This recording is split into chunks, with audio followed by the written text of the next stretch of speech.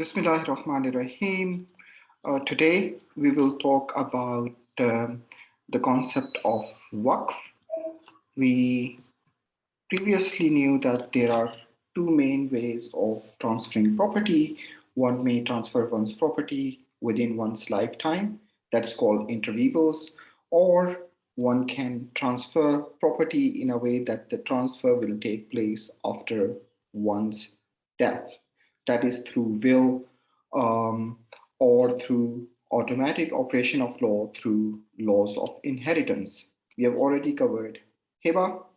Then there is also this concept of ARIA, that is commodate loan or um, giving someone something just for usufruct, or it could be charity. And today we will talk about Waqf. Another term used for Waqf is Habs. So what is Waqf? Literally, Waqf means to retain, to store. But technically, it is a settlement or endowment of property for charitable purposes. In English, Waqf is translated as Islamic trust because it is very similar to English concept of Waqf. There was a very famous paper written by a scholar which postulates or presents the argument that Merton College of Oxford University was established as a Waqf because its structure resembled Islamic Waqf. So there is this ongoing debate between legal historians whether Waqf was an inspiration for the English concept of trusts. And whenever you read your property law and there you study trusts, so there you may relate some of the concepts that we will explore today in Waqf. Historically, Waqf played very important role because under fiqh or Sharia, Waqf is the only permanent organization. Under Sharia, there is a notion of partnerships like mudarba or musharka, but those partnerships are limited in the sense that those partnerships end when the persons who form those partnerships die. As against this, Waqf is a permanent institution in the sense that it is larger than lives of the people who actually establish it and run it. So it has this corporate concept also. So historically, most of the public services have been provided through the institution of Waqf, such as mosques, madrasas, shrines, hospitals, schools, libraries, orphanages, caravanserais like travel lodges. They were all established under this legal concept of Waqf. That's why we just see that there are so many historical monuments which exist, such as Taj Mahal in India. It was established as a Waqf. And the emperor himself was the Mutawalli or the trustee of Taj Mahal Waqf. The uses of Waqf has not been limited to simply provision of public goods, but Waqf was also used to provide for the family members. So that's why we have this concept of family Waqf or Waqf Ahli, where somebody establish a Waqf and the proceeds of the Waqf are used for the welfare of the family members. So it's kind of act like a family settlement.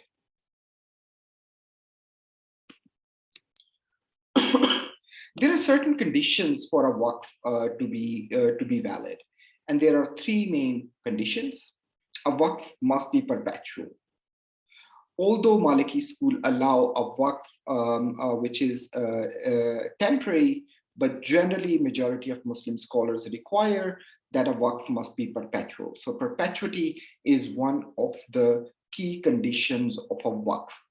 For instance, if you establish a mosque, it will remain a mosque forever. You can't change it.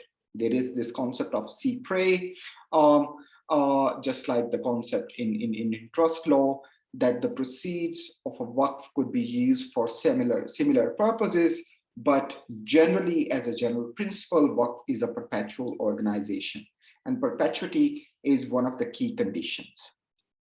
There's also a rule that once a waqf is established, it is irrevocable, unless it is testamentary waqf.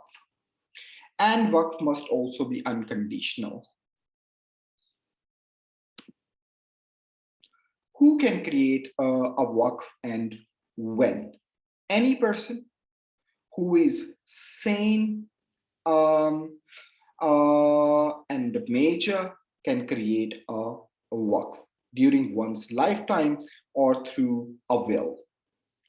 Waqf during death sickness, that is maradul maut, that is called death bed waqf, and testamentary waqf shall not exist more than 1/3 of the property of the founder, except with the consent of the legal heirs.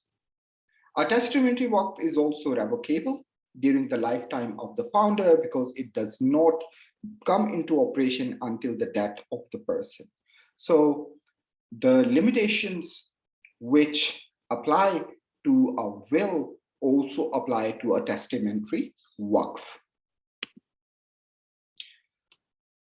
So who's who in a waqf? The founder of the waqf is called waqif, who creates a waqf. It could be created through orally or in writing. The beneficiaries of the waqf are called maquf alayh, who, according to some jurists, must be capable of owning the property. But we'll see that purpose trusts could also be created. And the administrator, the person who actually runs or operate the property, the waqf property, is called the mutawalli. The founder of the waqf must be an adult, sane person in one's good health. And as we see in our previous slide, that if someone is suffering from death sickness, then one's ability to create waqf or dispose of one's property is limited to 1/3.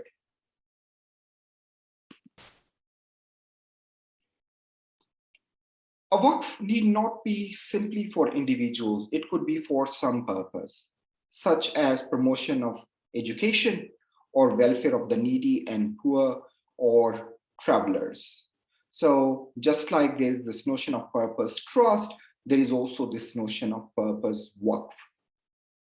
Most of historical waqf were actually purpose waqf. Most of the mosques all over the world, they are by default waqf. And their objective remains to provide a space for worshippers. And these mosques also sometimes have schools or madrasas attached to them. And some mosques also have soup kitchens like langar, where poor and needy people are provided food and sometimes also shelter. What is the subject matter of waqf? So waqf operates in a way that there is a revenue generating property. And then whatever revenues come from that property, they are spent on the purposes of the waqf.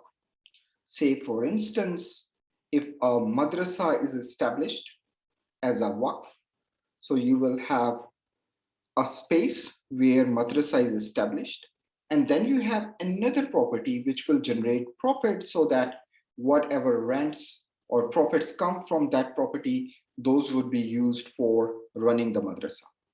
Let me give the example of Taj Mahal. So when Taj Mahal was built, first you had the whole structure that itself was a waqf, but then the revenues from 6,000 villages were vested, that whatever the taxes would come from those 6,000 villages, those would be spent on the maintenance or upkeep of the building. So this is how waqf operates.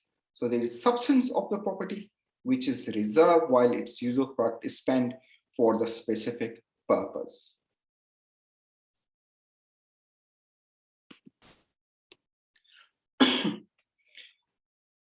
there is a notion that where the ownership of the property is vested. So it's really important for a Waqf to operate that we must need to locate that who owns the property. Muslim fuqaha have come with this legal fiction that the Waqf is owned by Allah subhanahu wa ta'ala. So mosque is literally called Baytullah, or it's the house of Allah. So notionally, the Waqf property, its ownership is transferred to Allah subhanahu wa ta'ala. So the moment a Waqf is created, the ownership of the founder ceases and it is vested in God Almighty. But the usufruct or the profit of the property are spent on the purposes of the Waqf.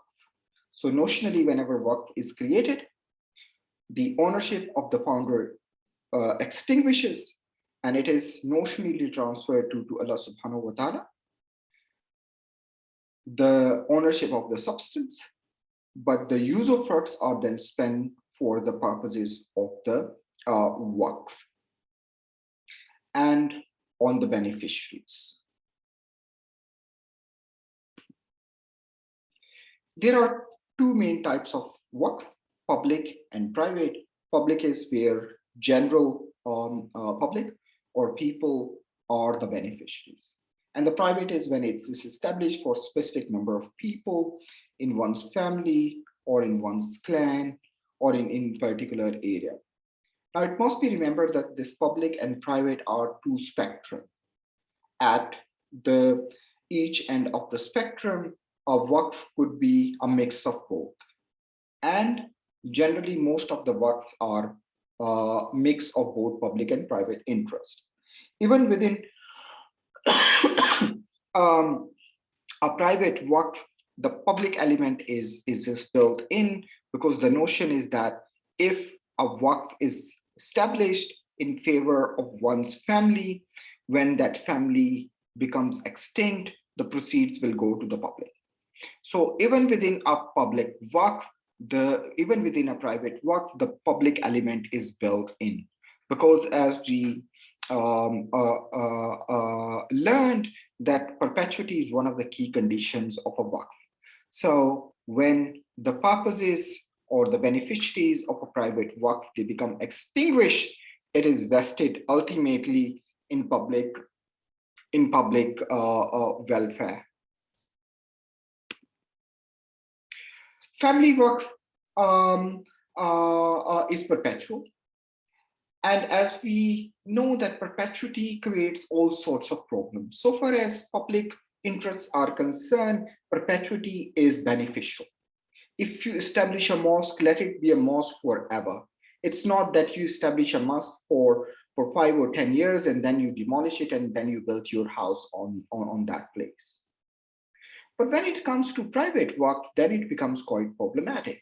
Say, for instance, I have some property and I make it into a family settlement in favor of my children. And then my children's children until my whole generation lasts. Now, what will happen is that over the period of time, the number of beneficiaries will increase. And beneficiaries, they can make use of the usufruct of the land, but they cannot dispose it off. Now, what happened is that, and then all the conditions which have been laid down by the settlor or by the founder, they have to be strictly followed. Now, what will happen is that over the period of time, it will become quite inflexible. And because Waqf is perpetual, it cannot be, its objectives cannot be changed, property cannot be sold or reinvested, it becomes quite inefficient. So that's why during early 20th century, the institution of Waqf and specifically family Waqf became quite controversial. So what would happen that people, specifically landed elites, they would transform their properties into family Waqf so that creditors could not get hold of the property. And so many properties were not efficiently used. So therefore, just like reform happened in other areas of family law, Waqf was also reformed. In 1950s and 60s in the Middle Eastern countries, family waqf were either abolished or they were allowed to exist only for a limited period of time. So this requirement that a family waqf must be perpetual, it must exist forever, that was removed.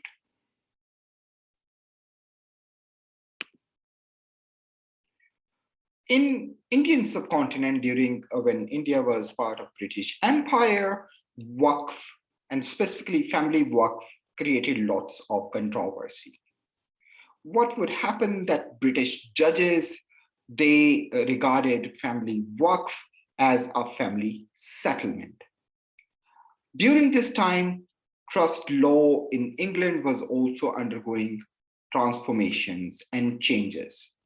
There were lots of debate going on whether one person should be allowed to perpetually lay down the condition how a particular property must be used.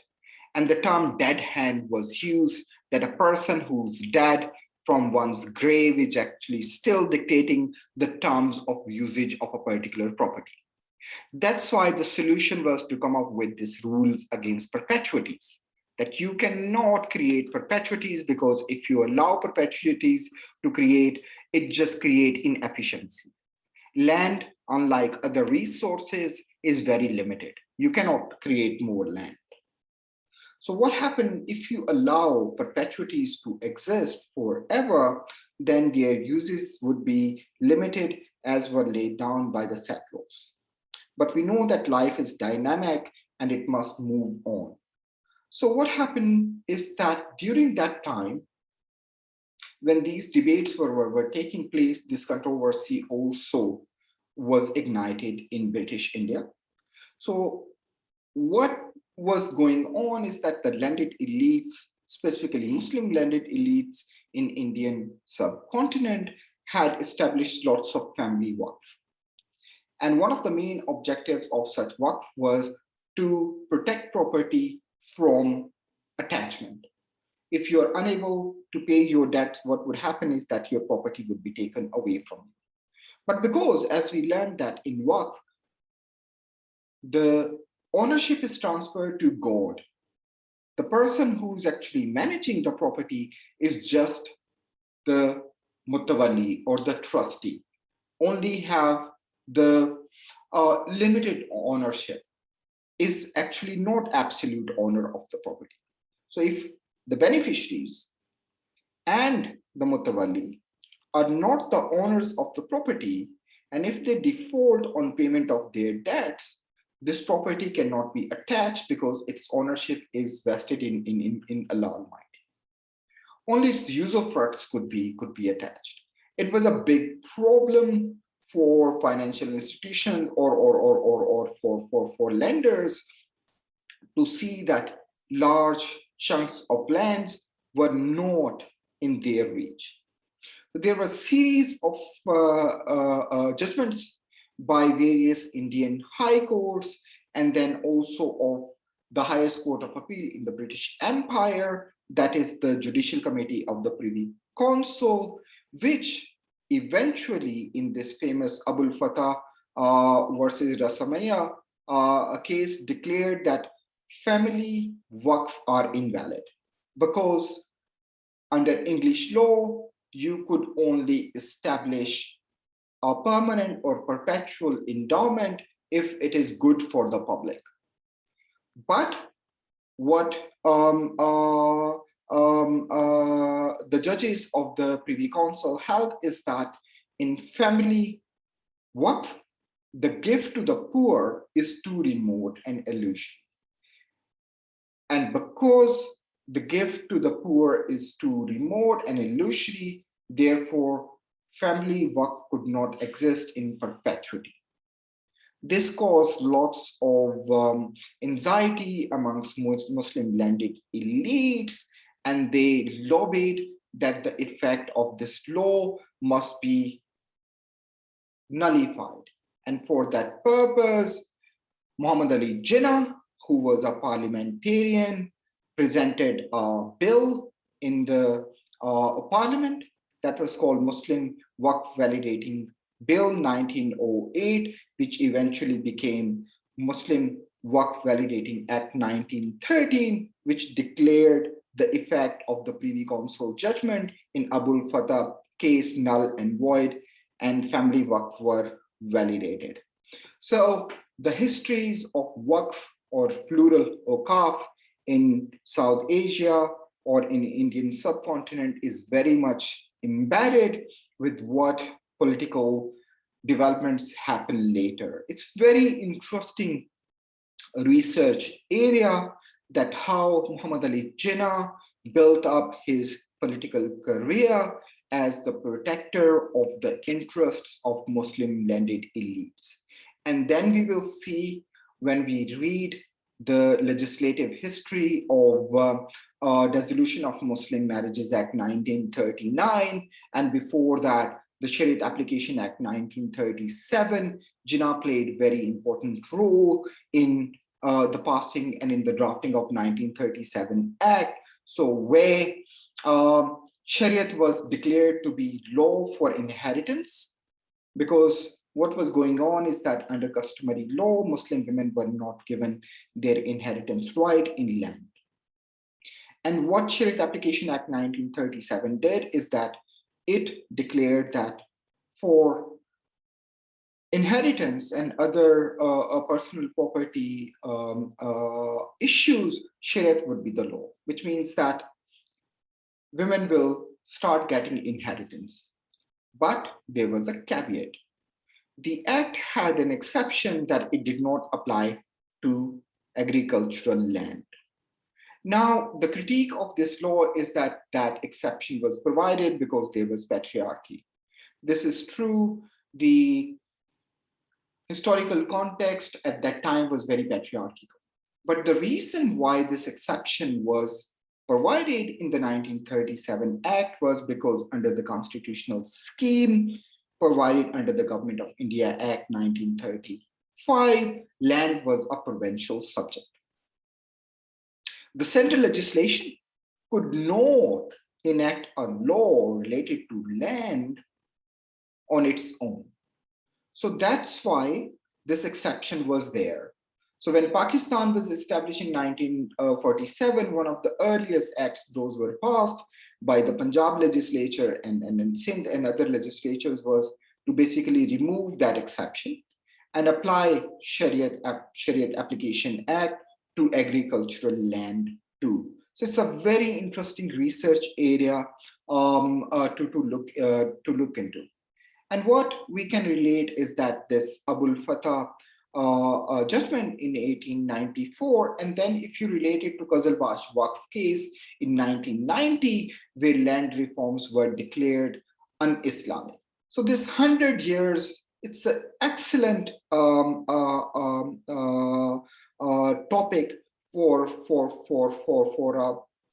a research paper, or eventually into a PhD or master's or MPhil thesis. So from Abul Fatah case, you can see that how the interest of Muslim landed elites were dealt a blow, and then how they lobbied, and it was Jinnah who played very important role. And then these landed elites played very important role in the politics, whatever happened, and then the movement which led to establishment of Pakistan. And then when Pakistan came into existence, how land reform, the issue of regulation of land, rights in land, and then Islam and Shariat, they played very important role, and it continued until the Qazalbash Waqf case was decided in 1990 by the Shariat Appellate Bench of the Supreme Court of Pakistan, where it was held that putting limitations on land holdings or introducing land reforms is un-Islamic. So how land, Islam, and politics play very important role. I think it's a very interesting area of research.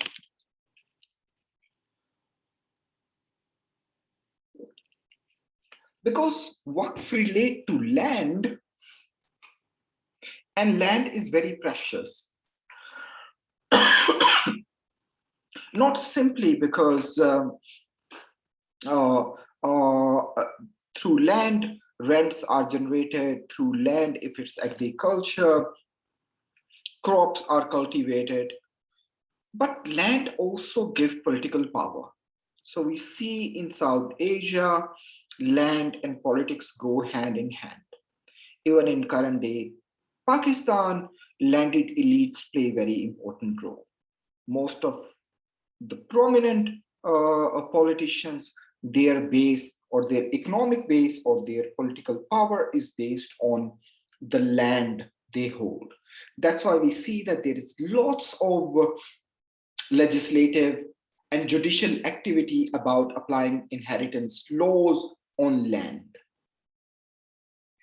And these are not without any context. So what's going on is that there is growingly business class, just like Pakistan Muslim League Noon, Pakistan Muslim League Qaid-e-Azam, or even some people in PTI. So their base is basically industry or business.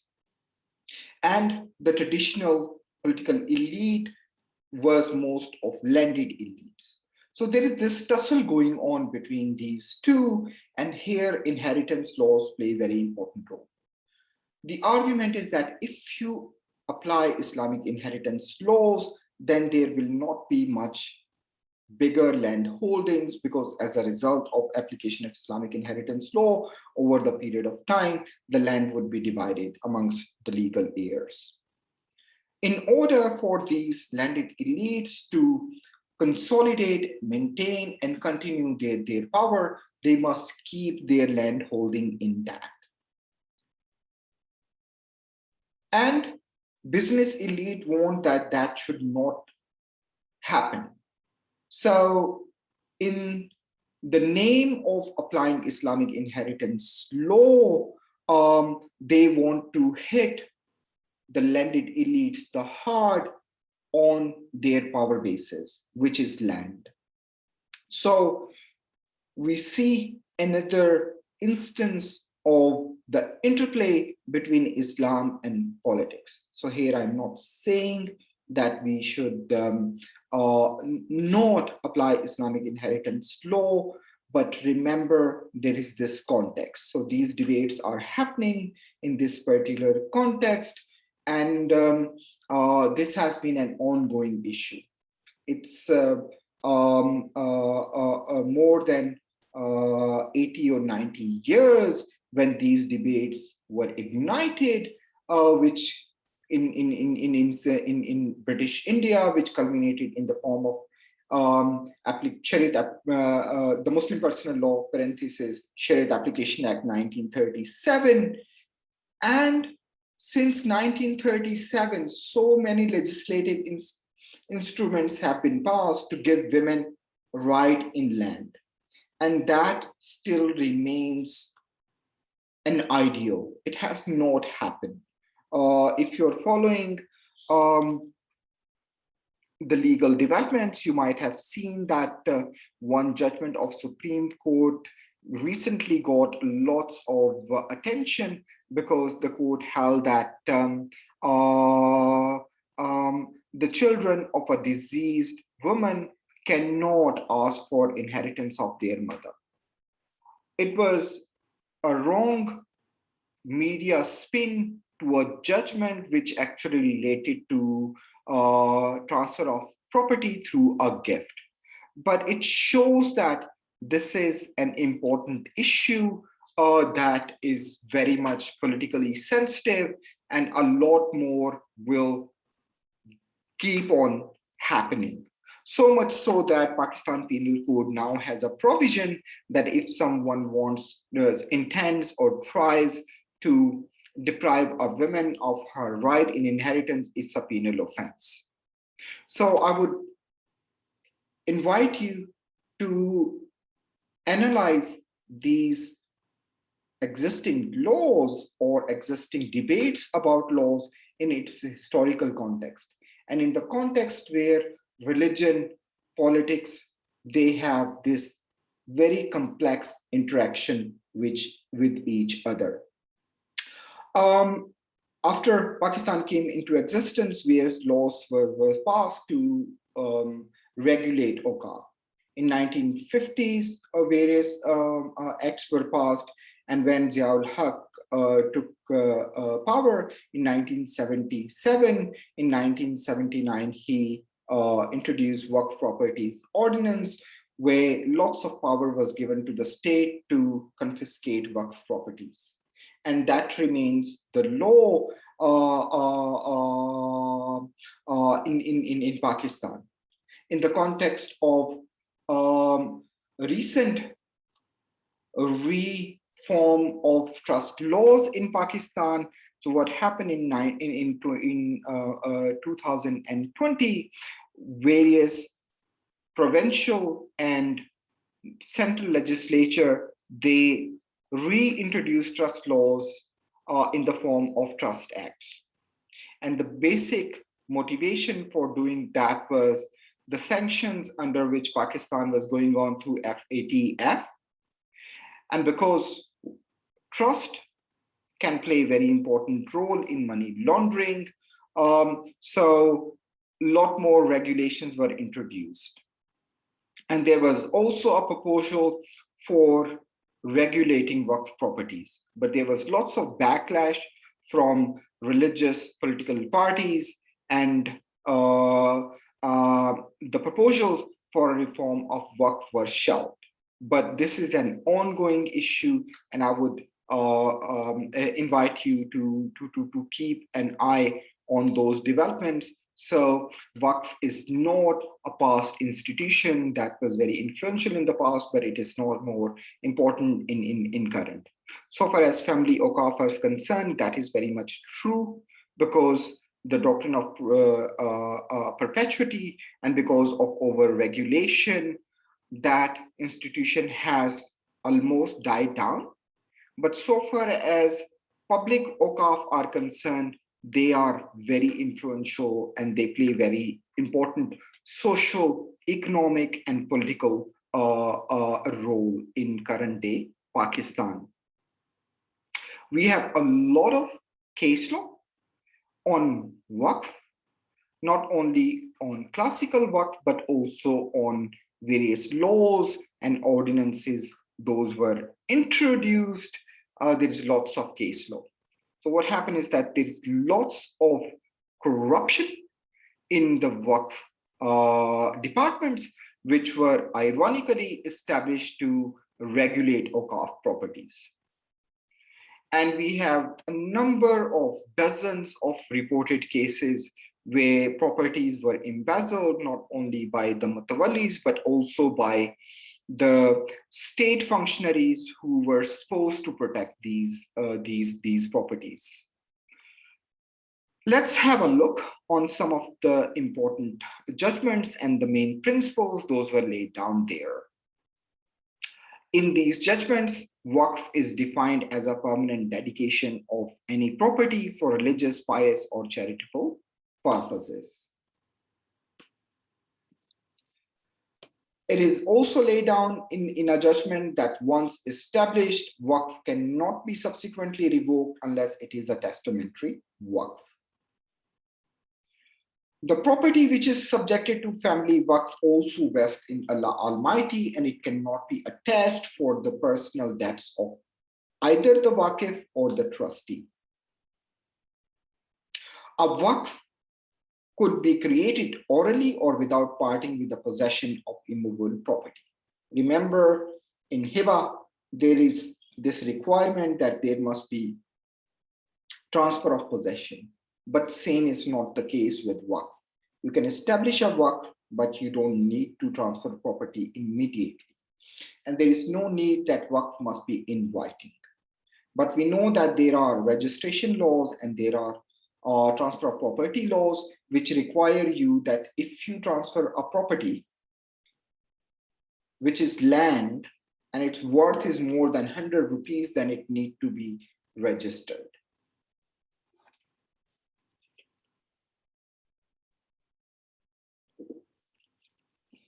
Not only that, a Waqf could be created orally, a Waqf could also be created through long use. So long use of property as a waqf is a good evidence for treating it as a waqf property. A waqf could be established through long use, and the rule of limitation does not apply to a waqf property. So if a property was waqf and somebody embezzled it, and then 12 years, 15 years, or 20 years, or 30, or 50, or 40 years passed, and then say, okay, now rule of limitation applies, now this property is mine. No, the rule of limitation does not apply to waqf property. That's why I just make the concept of waqf very, very powerful. So once you establish it, it is established as a waqf forever. It cannot be changed.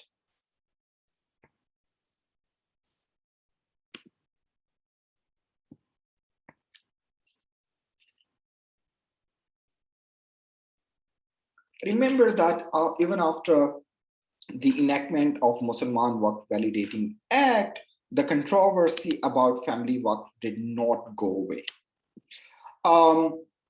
In current day Pakistan, or when Pakistan was established, courts did not look towards family waqf very leniently because of the notion of perpetuities.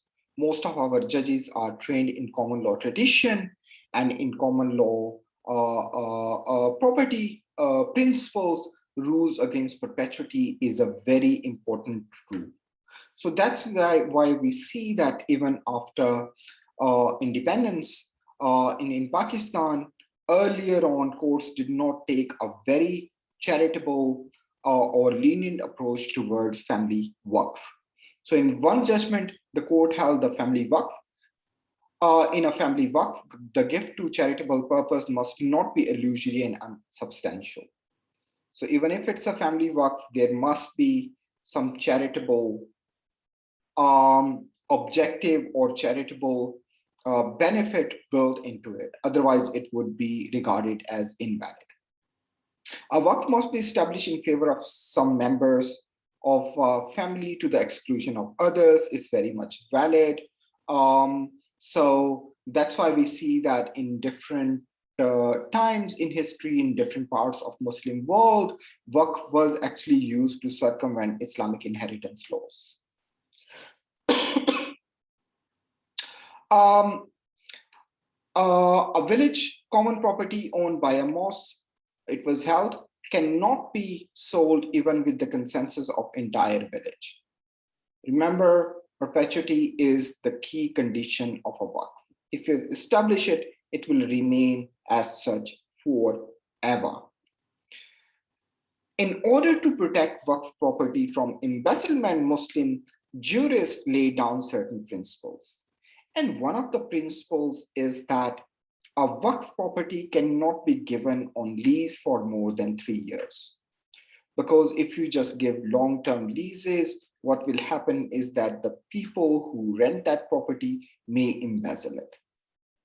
However, this rule is not absolute. There are certain exceptions. Therefore, in one judgment, it was laid down a lease of waqf property for more than 3 years could be granted in exceptional circumstances, where it is in the interest of the waqf.